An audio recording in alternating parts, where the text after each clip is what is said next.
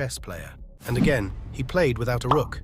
This time, Morphy played e4, and after standard opening moves, he went for an Italian-like position.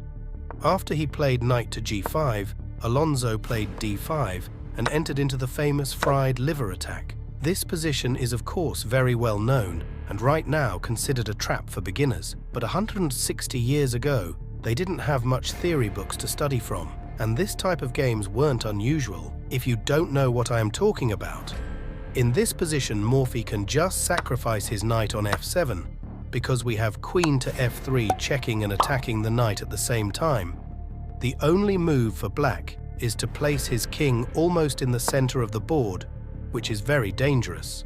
And it gets even worse. Morphy can just develop his knight, putting pressure on d5 at the same time because the knight is pinned. In this position, black is completely fine with giving up his knight by playing knight to d4 because he is still up material and white's queen will be under attack. Paul simply captured the piece, and even though this position is completely losing for white, for Morphy, it's just great because with his aggressive style of playing, his opponent king in the center sounds like a dream. But the way he finished this game stunned everyone. He starts with queen to f7, closing black's king and threatening knight to e5, checkmate. Bishop e6 attacks the queen and knight e4 is not a checkmate anymore because the bishop is not protected anymore.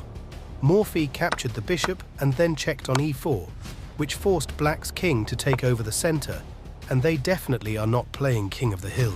Now Paul gives up his knight for a moment, but he captures Alonso's knight in return. And his uncle responds with queen to d4.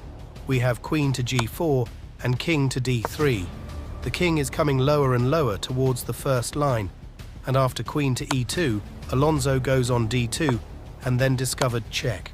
And the greatest finish arrives.